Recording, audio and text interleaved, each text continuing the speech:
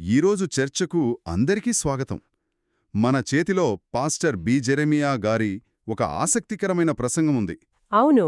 దాని శీర్షికే చాలా ఆలోచింపజేసేలా ఉంది. నేను నా క్రీస్తు, ఇదే నా ప్రపంచం. అవును, ఆ శీర్షికలోనే ఈ ప్రసంగం యొక్క మొత్తం సారాంశం దాగి ఉంది అనిపిస్తుంది. అంటే ఒక వ్యక్తి జీవితంలో కేంద్రం ఎవరు లేదా ఏది అనేది ప్రధాన ప్రశ్న అన్నమాట. కరెక్ట్. మన ప్రపంచమంటే మన కుటుంబం, మన బంధువులు, మన కులం, మన ఉద్యోగం, ఇలా చాలా ఉంటాయి కదా. నిజమే. కాని ఈ ప్రసంగం అవన్నీ కాదని, క్రీస్తు మాత్రమే కేంద్రంగా ఉండాలని చాలా బలంగా వాదిస్తోంది. ఈ భావనను స్థాపించడానికి ఒక చక్కటి నిర్మాణ సంబంధిత రూపకాన్ని వాడారు. యూదుల నిర్మాణ పద్ధతి ప్రకారం పునాదిలో వేసే అత్యంత ముఖ్యమైన రాయిని మూలరాయి అంటారు. అవును, కార్నర్ స్టోన్ అంటారు కదా. అదే. అలాగే నిర్మాణమంతా అయిపోయాక పైన పెట్టే ఆఖరి రాయిని తలరాయి అంటారట. Cap stone. ఓకే. ఈ ప్రసంగం ప్రకారం ఒక విశ్వాసి జీవితానికి ఆ మూలరాయి, తలరాయి ఈ రెండూ కూడా యేసుక్రీస్తే గట్టి వాదనను ముందుకు పెడుతున్నారు. దీన్ని మనం కాస్త లోతుగా పరిశీలిద్దాం. తప్పకుండా. ఎందుకంటే ఇది కేవలం ఒక మతపరమైన నమ్మకంలా కాకుండా ఒక జీవన తత్వాన్ని ప్రతిపాదిస్తున్నట్టనిపిస్తుంది. అయితే ఈ క్రీస్తు కేంద్రక జీవితాన్ని వివరించడానికి యోహాను సువార్త 15వ అధ్యాయం నుండి క్రీస్తు తన అనుచరులతో ఉన్న 4 రకాల సంబంధాలను ప్రస్తావించారు. అవును, 4 రకాలు. మొదటిది ద్రాక్షావల్లిని నేను, తీగలు మీరు.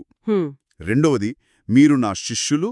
మూడవది మీరు నా స్నేహితులు. మరి 4వది? మీరు నా సాక్షులు అని. ఈ 4 ఉన్నప్పటికీ ప్రసంగంలో ప్రధానంగా మొదటి రెండింటిపైనే దృష్టి పెట్టారు.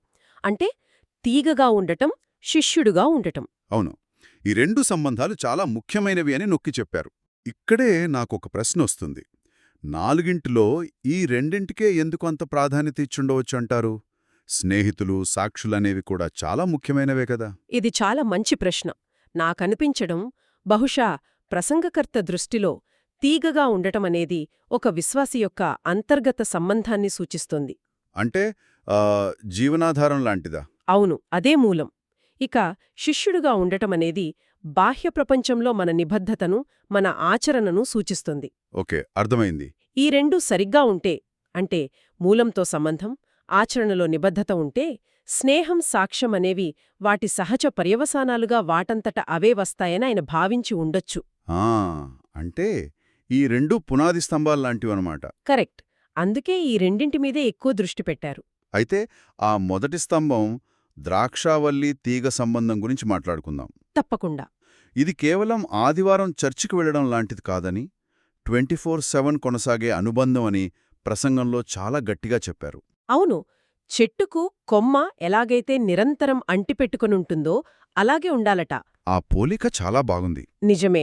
ఇక్కడ నన్ను బాగా ఆకట్టుకున్న విషయమేంటంటే, ఈ నిరంతర అనుబంధాన్ని వివరించడానికి అపోస్తలుడైన పౌలు చెప్పిన ఒక మాటను ఉదహరించారు. ఏంటది? మనము మేలుకొనియున్నను, నిద్రపోవుచూ ఉన్నను, తనతో కూడా జీవించు నిమిత్తం అని. అంటే ఈ బంధం మన చేతనావస్థకు మాత్రమే కాదు, మన అచేతనావస్థలోకి, అంటే మన నిద్రలోకి కూడా విస్తరించాలి అంటున్నారు. ఒక్క నిమిషం, ఈ ఆలోచన ఇది చాలా లోతైనది. రాత్రిపూట నీకొచ్చే కల నీ పవిత్రతకు కొలమానిక అనే మాటను కూడా ఉపయోగించారు. అవును, పగలు దేవునితో గడిపితే రాత్రి దైవికమైన కలలు వస్తాయని. లోకంతో గడిపితే అపవిత్రమైన కలలు వస్తాయనన్నారు. అంటే మన అచేతన మనసు కూడా మన ఆధ్యాత్మిక జీవితానికి జవాబుదారీ అంటారా? ఇది నిజంగానే ఒక తీవ్రమైన ఆలోచన కదా. అవును, ఇది చాలా పెద్ద బాధ్యతలా అనిపిస్తోంది. ఇది విశ్వాసాన్ని కేవలం మన చేతనమైన చర్యల నుండి మన అంతరంగపు లోతుల్లోకి తీసుకెళ్తుంది. ఈ విడదీయరాని బంధాన్ని వర్ణించడానికి పాత నిబంధనలోని ఒక శక్తివంతమైన చిహ్నాన్ని వాడారు. అదేంటి? కరుణాపీఠం, దాని కెరూబులు. వాడి ప్రత్యేకత ఏంటి? అవి రెండూ ఒకే బంగారు ముద్ద నుండి చెక్కబడ్డాయట. ఓ, అలాగా.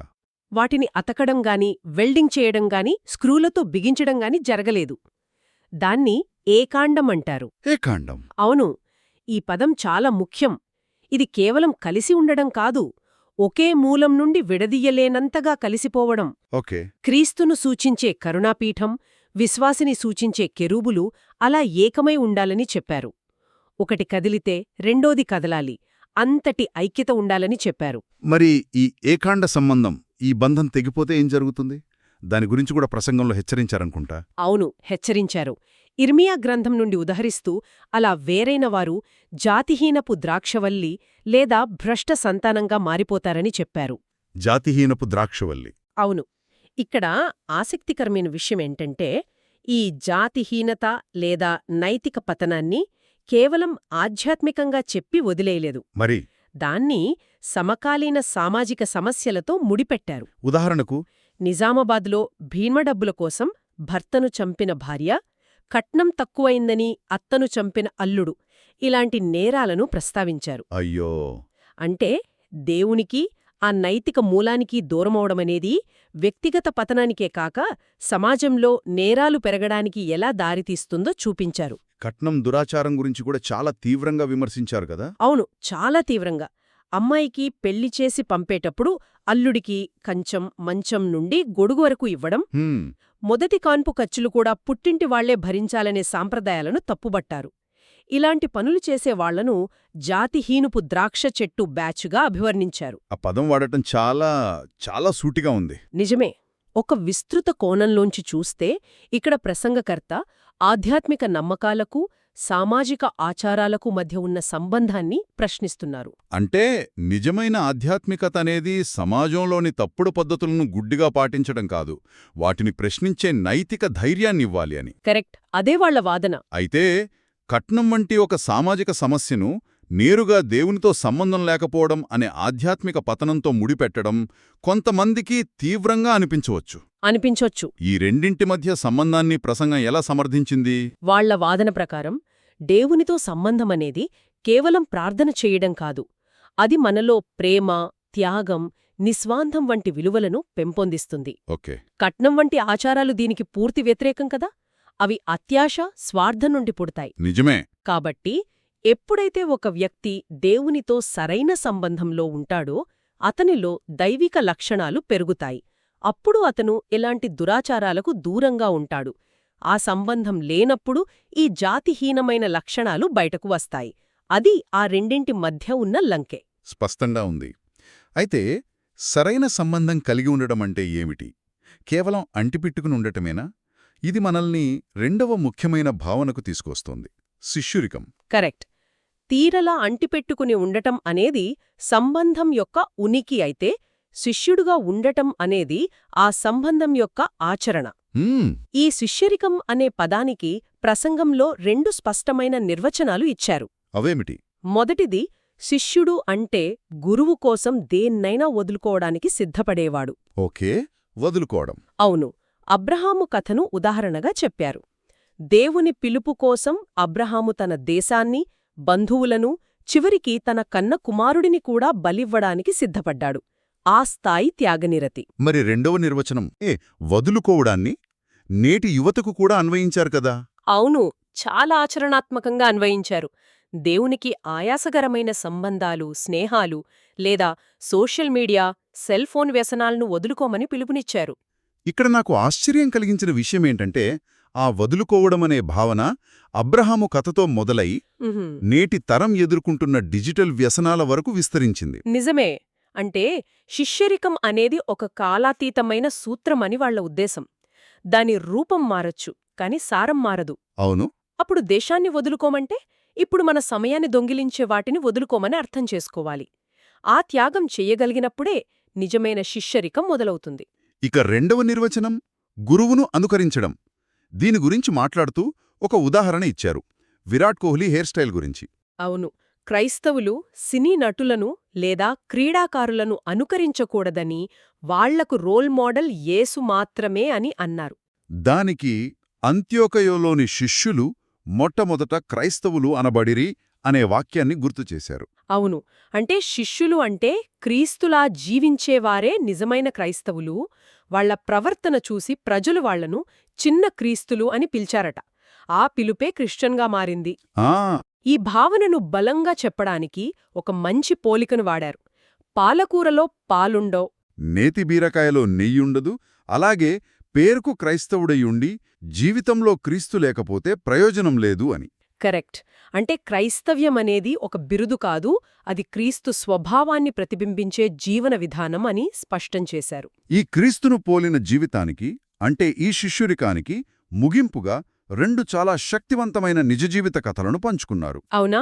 మొదటిది విజయవాడకు చెందిన దైవసేవకుడు బందెల రాజారత్నం గారి కథ. దయచేసి వివరించండి. బందెల రాజారత్నం గారిని ఒక వ్యక్తి కత్తితో పొడిచి చంపుతున్నాడు. అయ్యో! ఆ చివరి క్షణాల్లో తన చుట్టూ ఉన్నవారిని చూసి ఆయన ఇలా అడిగారట, నన్ను పొడిచిన వ్యక్తిని ఏమీ అనకండి, అతనిపై కేసు పెట్టవద్దు. ఏంటి? ఎందుకంటే అతనికి శిక్ష పడితే అతని భార్యాబిడ్డలు అనాథలైపోతారు, అతన్ని క్షమించి వదిలేయండి అని చెప్పి ప్రాణం విడిచారట. కొంత నిశ్శబ్దం తర్వాత కథ వింటుంటే నిజంగా మాటలు రావడం లేదు. అవును, ప్రాణం తీస్తున్న వ్యక్తిని క్షమించడం, ఆ సమయంలో కూడా అతని కుటుంబం గురించి ఆలోచించడం, అది మానవాతీతమైన స్థాయి. బహుశా శిష్యరికమంటే ఆ స్థాయికి ఎదగడమే అని ప్రసంగం ఉద్దేశం కావచ్చు. అవును, గురువు శిలువ మీద పలికిన తండ్రి వీరిని క్షమించుము అనే మాటలను ఆచరణలో చూపించడం ఇది. కరెక్ట్. రెండవ కథ కూడా అంతే ప్రభావవంతమైనది. బ్రెజిల్కు చెందిన ఒక ఫుట్బాల్ క్రీడాకారుడు గురించిన కథ. ఓకే. అతను ఆడిన ప్రతిసారీ తన తల మీద 100% జీసస్ అని ఉన్న బ్యాండును పెట్టుకునేవాడట. ఒక పెద్ద స్పాన్సర్షిప్ కంపెనీ అతనికొక ఆఫర్ ఇచ్చింది. ఆ జీసస్ బ్యాండ్ తీసేసి వాళ్ల బ్రాండ్ పేరున్న బ్యాండ్ పెట్టుకుంటే 4.5 కోట్ల రూపాయలిస్తామన్నారు. 4.5 కోట్లు? దానికి ఆటగాడు 4.5 కోట్లు కాదు, 400 కోట్లిచ్చినా నా విజయానికి కారణమైన యేసును నేను వదులుకోను అని ఖరాఖండిగా చెప్పాడట. అద్భుతం. ఈ 2 కథలు శిష్యరికం యొక్క 2 ముఖాలను చూపిస్తున్నాయి. ఎలా? బందెల రాజారత్నం గారి కథ అనుకరించడం అనే నిర్వచనానికి పరాకాష్ఠ, క్రీస్తులా క్షమించడం. అవును. ఈ ఫుట్బాల్ ఆటగాడి కథ వదులుకోవడం అనే నిర్వచనానికి నిలువెత్తు నిదర్శనం, క్రీస్తు కోసం కోట్లాది రూపాయలను వదులుకోవడం. ఒకటి అంతర్గత స్వభావానికి సంబంధించింది, మరొకటి బాహ్య ప్రపంచంలో నిలబట్టానికి సంబంధించింది. కరెక్ట్. ఈ 2 కలిస్తేనే సంపూర్ణ శిష్యరికం అని వాళ్ల ఉద్దేశం. కాబట్టి ఇవన్నీ విన్న తర్వాత మనం దేన్నర్థం చేసుకోవాలి? ఈ ప్రసంగం యొక్క మొత్తం సారాంశమేమిటి? ఈ ప్రసంగం ప్రకారం ఒక క్రైస్తవుని జీవితమనేది కేవలం కొన్ని ఆచారాలు పాటించడం లాంటిది కాదు. అది మొదటగా క్రీస్తుతో విడదీయరాని నిరంతరాయమైన ఏకాండ సంబంధాన్ని కలిగి ఉండటం. ఆ సంబంధంలో విశ్వాసి ఒక తీగగా నిరంతరం పోషణ పొందుతాడు. ఓకే. రెండవదిగా ఆ సంబంధం నుండి పుట్టిన శక్తితో ఒక శిష్యుడిగా జీవించడం, అంటే తన గురువు కోసం దేన్నైనా త్యాగం చేయడానికి మరియు ప్రతి విషయంలో ఆయన్ని అనుకరించడానికి సిద్ధంగా ఉండటం. అంటే నేను నా క్రీస్తు, ఇదే నా ప్రపంచం అని చెప్పుకోవడంలో ఉన్న అంతరార్థం ఇదే అనమాట. కరెక్టే. ఈ చర్చ మనకు ఒక ఆలోచనను మిగులుస్తుంది.